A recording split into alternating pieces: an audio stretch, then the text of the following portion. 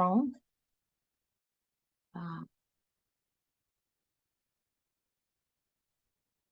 And we pay our respect to the first inhabitants of this nation and the traditional custodians of the lands on which we live, learn, and work. We recognise their continuing connection to land, waters, and sky, and pay our respects to elders past, present, and emerging. Their lands have never been ceded. If you can please keep yourselves on mute, and any questions or comments for our presenters, please just pop them into the chat box and our speakers will respond to them once all the presentations have been completed. And as you would have heard, tonight's meeting will be recorded for those unable to join us now. And just before we kick off, on Saturday, the 11th of May, we're holding our Animal Activist Wellbeing Forum, which commences at 9:30 and goes until around 3:30. And if anyone can arrive a bit earlier to help us set up the room, that would be great. And as always, our speakers are top-notch and will be assisting in providing tools for dealing with all the emotions that can impact our mental and physical well-being, given the kind of information and images we subject ourselves to in our fight for the rights of all species. Please email us at sydney.hq@animal-lib.org.au if you are not on social media, or go to our website al.org.au to purchase tickets, and that includes delicious funky pies and addiction brownies. And as always, our deepest thanks to Angie and Georgie for continuing to donate to support our work. Okay, so our first speaker tonight will be known to most of you. Lisa Ryan, Animal Liberation's Regional Campaign Manager, will be providing a brief update about some of Animal Liberation's recent campaigns, direct actions and submissions work. And she will also be providing a presentation update about our Breaking the Camel's Back expose, our current background work, our next steps, and how you can become more involved. So welcome, Lisa. Thank you, Linda, and hello, everybody. I'm just going to start to share my screen. Can everybody see that? Yes, Yep. thank you. Yep. Okay.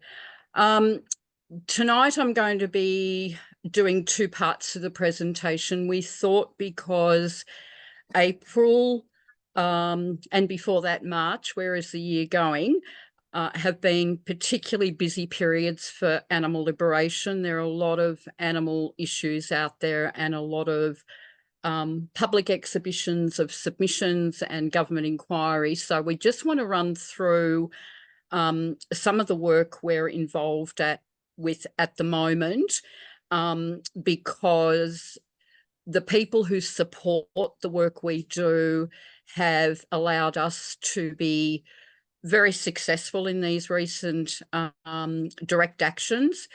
So some of the submissions, and I think a lot of you know that Animal Lib is a very tiny team.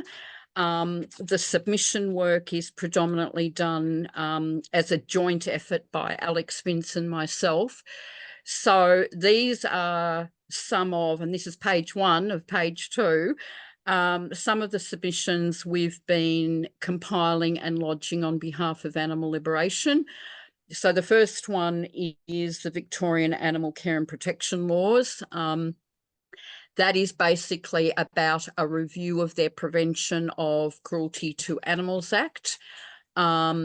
We've recently compiled and lodged an extensive objection to MacArthur Pet's development application with Wallandilly Shire Council, and that was for an intensive dog breeding facility. We are working on a submission for a POCTA amendment for the virtual stock fencing. This is a New South Wales submission. A very exciting submission for us and all animal activists is they are undertaking in New South Wales a review of what is known as the Surveillance and Devices Act legislation, which is basically ag-gag laws. So these are the laws that were brought in by the former Liberal National Party government, but certainly supported by New South Wales Labor government, to curtail or try and curtail the activities of animal activists who are documenting animal cruelty, who are documenting, and it can be anything from documenting a factory farm, a slaughterhouse, what is going on in state forests with logging. And the laws in New South Wales are particularly dire for anybody who is caught and arrested and charged under the Surveillance and Devices Act. And the laws extend to you can be charged a significant amount of money as an individual or an organisation, including jail terms, not only for capturing that information, but even for publishing and sharing that information. Other submissions we're working on is a review of the New South Wales Crimes Act. As many of you would know, animal cruelty is a criminal matter as opposed to a civil matter, and there are elements of the Crimes Act in New South Wales that cover animal issues. So we are preparing a submission on that. We have started extensive work on our submission for the current review of the New South Wales koala strategy, and we did put out a submission guide for those that love our precious and threatened and endangered, heading towards extinction koalas, and we've had a really strong response. So thank you to everybody that has lodged a submission. We are also, and this is another big one where Alex and I will put out a public submission guide. There is a federal government review of the animal welfare strategy. This strategy was killed off by the Liberal government many years ago. It came back with the election of the Albanese Labor government, but it hasn't taken any priority. So they've now finally got their act into gear and they're reviewing that strategy in sections. So chunks, it'll be a 6-part review of chunks of different animal species. So we're working on that. And we're also looking at a review of the Animal Welfare Act in the Northern Territory, including the regulations that sit under that act. And I'll talk a little bit more about the significance of that when I go to present on our camels campaign. So just to give you a snapshot and to say thank you to everybody that has taken up our direct action. So with the koala review strategy, we've had more than 900 of our koala loving supporters lodge individual submissions, which is huge.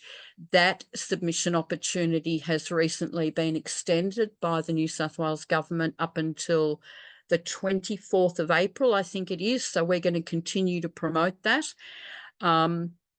Our action on the aerial shooting of the Kosciuszko National Park wild horses has also had a huge response from people who love horses, with 2,500, and that continues to climb every day. Direct emails going to Premier Chris Minns to say stop the aerial shooting.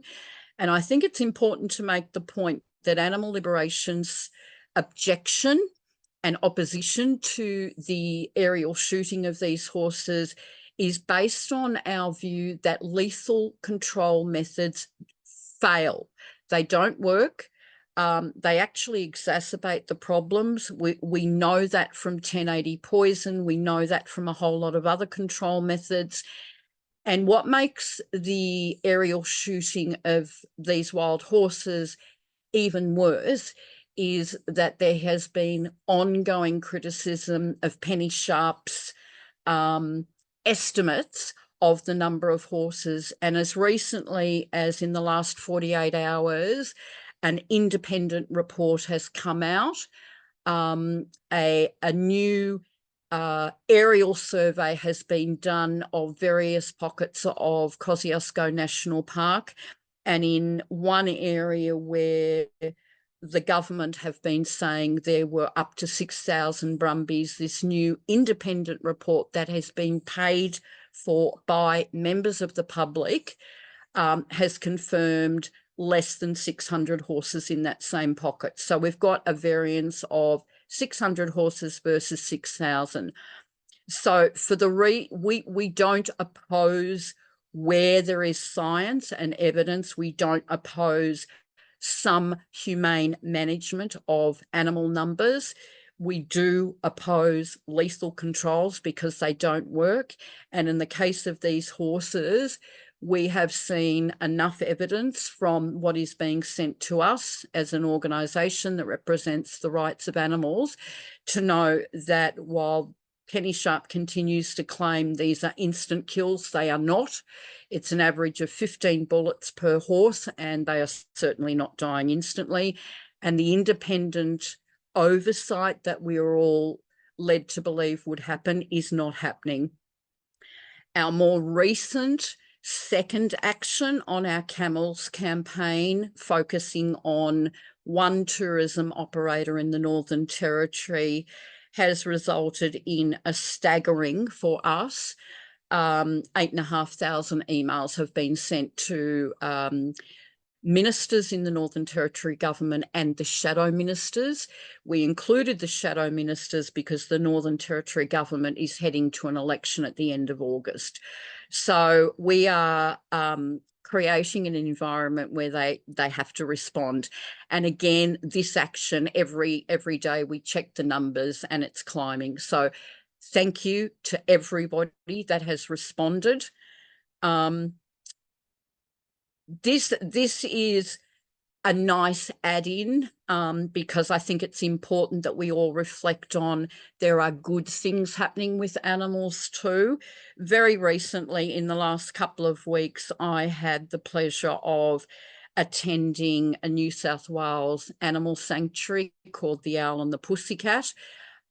We have had Bee, one of the founders of this wonderful sanctuary near Byron Bay in New South Wales, on as a presenter in the past, and it was my second visit to this sanctuary, and we had the pleasure of having Abigail Boyd, New South Wales Upper House MP, come out for her second visit as well, to spend some time with the animals.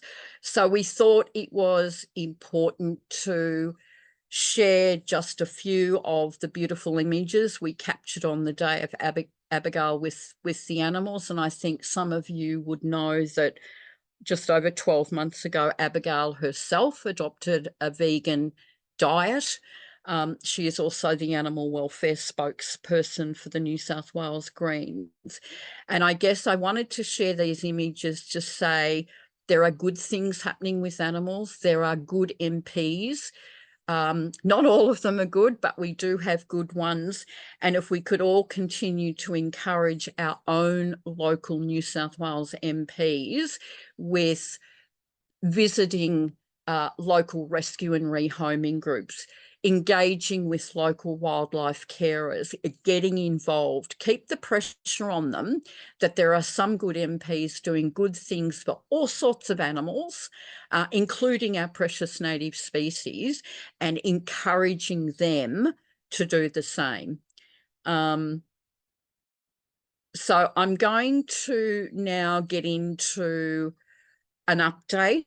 So part 2 of my presentation on our Breaking the Camel's Back camels campaign, which we are very proud of, because there's been a lot happening. It's hard to believe we only released our distressing and controversial but very important footage of the Northern Territory tourism operator only back on the 29th of February, and that is a date that is cemented for me. What we have done in the last few weeks is we launched the footage of what was captured by our own investigators and through a whistleblower that we have continued to work with. We launched our campaign petition, which is collecting the support we need to put pressure on both the Northern Territory government and the Commonwealth government, because while much of this campaign focuses on the Northern Territory, we know from our own research and investigation that these sort of operations are happening right across Australia. There's even, camel tour rides in the Northern Territory, and all of them, from our early look, is all of them are not good. Important to say, and this is probably a rare experience for us, a lot of the work we do can be controversial. We have had no negative responses. We have had so many emails thanking Animal Liberation for being brave enough to launch the footage, for exposing what is heinous animal cruelty, not just from the Northern Territory, which is important, but from right across Australia and all over the world. Every day I open up my inbox and there's another 50 emails saying, thank you for doing this. We support you. We've signed your petition. We've emailed the Northern Territory government. What else can we do? And it's just, it's wonderful. So I don't think we've had, even on all our social media platforms, I don't think we've had a single negative comment. The next thing I'm going to talk about is some of the recent work we're doing. And this is a very extensive campaign, and it's a long-term campaign where every week we go by and we think we need to add this, and the campaign continues to grow. But I think anybody that has any understanding of the history of animal liberation, you would know that once we start something, we see it through to the end until we see better outcomes for the animals. So in addition to our recent direct action, where 8,500 people, as of yesterday, had emailed Northern Territory government ministers and shadow ministers, we've been looking at a whole lot of other issues, including this camel operator, we became aware, also is running a petting zoo.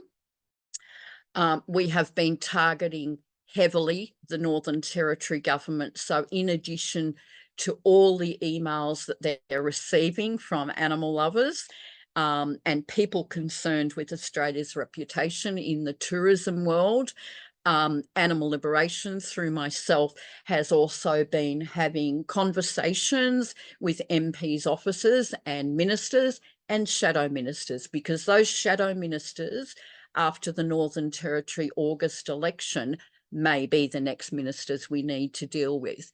We've had extensive emails and discussions with Australian Airlines, which is what we're focusing on at the moment. But we're also taking notice of what is happening with airlines and promotion of tourism ventures and adventures in Australia. We've also had lots of engagement with tourism bodies focusing on the Northern Territory, but again, going across Australia and to platforms around the world that are promoting Northern Territory tourism and camel rides. We are also looking at some of the horrors that are going on in the Northern Territory. One very recent activity that was brought to my attention by one of our supporters only a couple of days ago is that while saltwater crocodiles are a native species in the Northern Territory, the Northern Territory government are currently reviewing the laws around how can they reauthorize the culling of these saltwater crocodiles. So basically anything's not off limits when it comes to animal cruelty in the Northern Territory. It's a bit like Texas in America.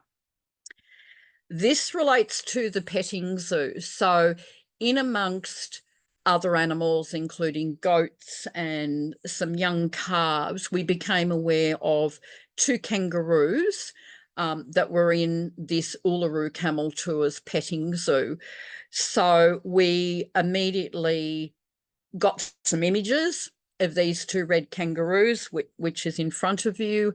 And on behalf of Animal Liberation, I compiled and lodged a formal complaint with the Parks and Wildlife Commission, who look after native animals.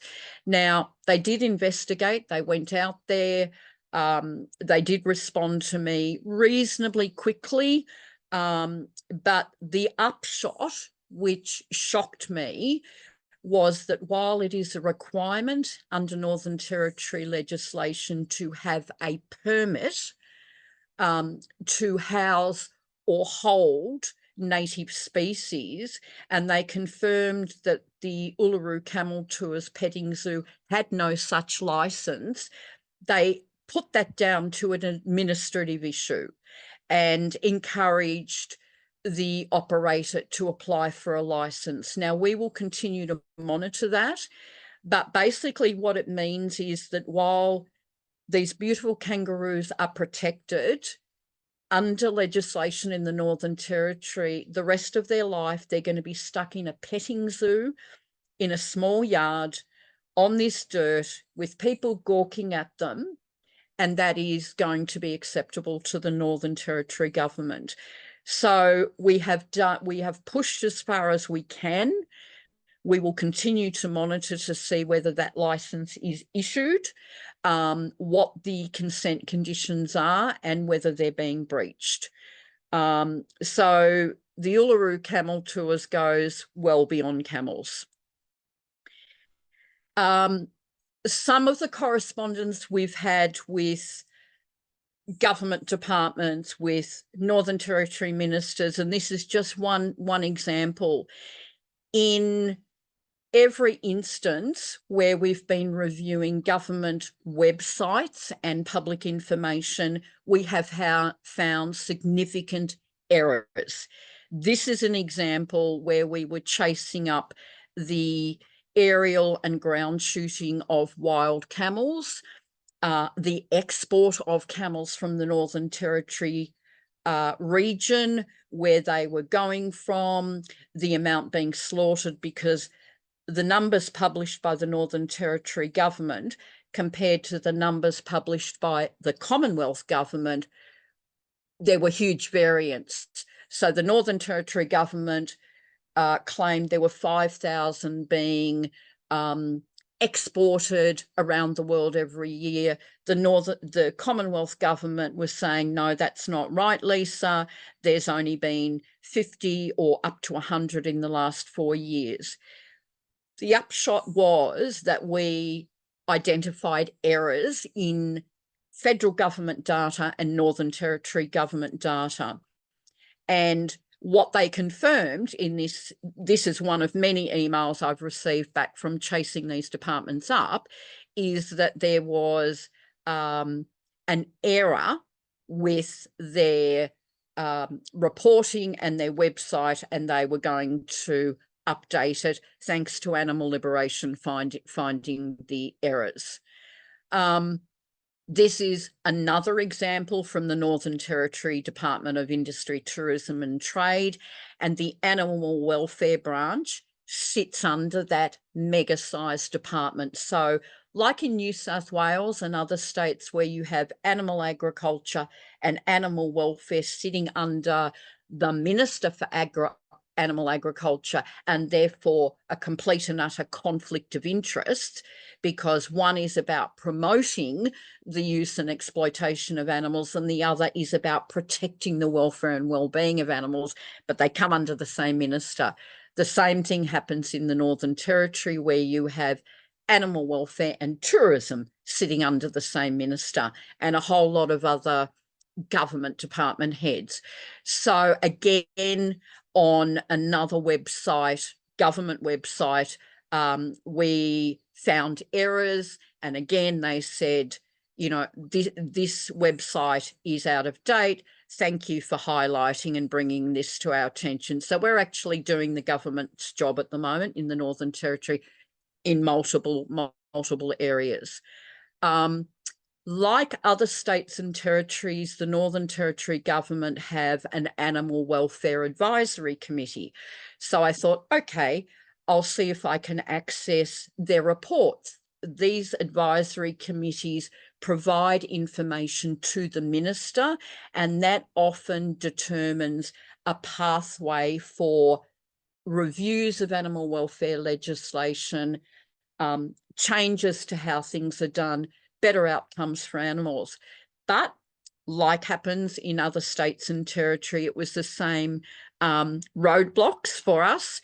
So again, they confirmed that the information about this very important publicly paid for committee was out of date, quoting repealed regulations, and that they had last met in February 2024. Their next meeting is May 2024. So I've obviously emailed them again and saying, you need to raise the issues of camels, the kangaroos in the petting zoo. You need to do better.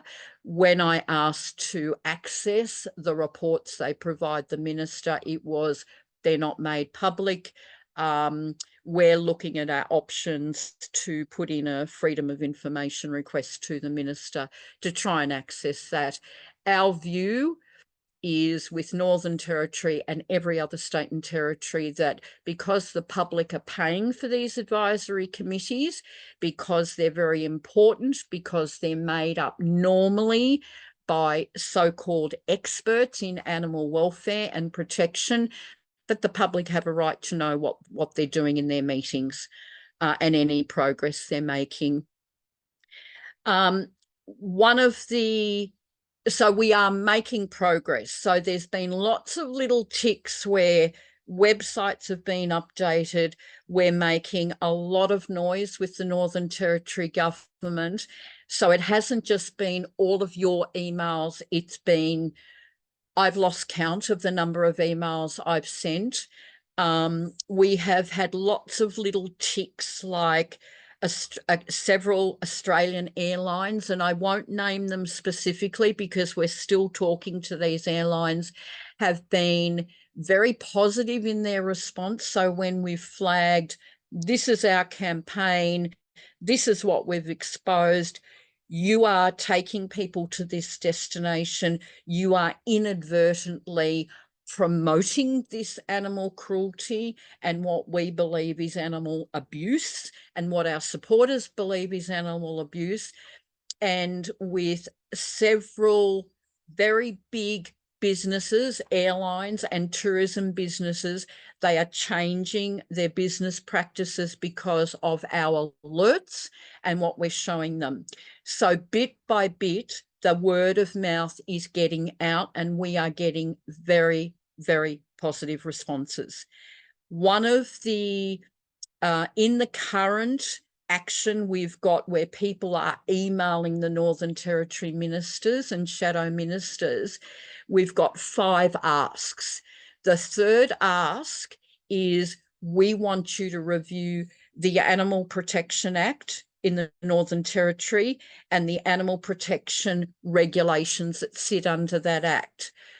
On Monday of this week, I received an email from the director of the Animal Welfare Branch in the Northern Territory confirming that the Northern Territory government has now commenced a public exhibition of those 2 critical pieces of legislation, and it's open for public exhibition.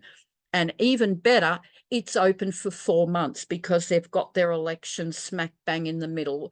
So we've had 1 of our 5 asks agreed to by the Northern Territory government. So please take that as, that is a wonderful recognition of your voice through the tools we're providing you. And we're going to fight to get all of those other 4 actions done very, very quickly.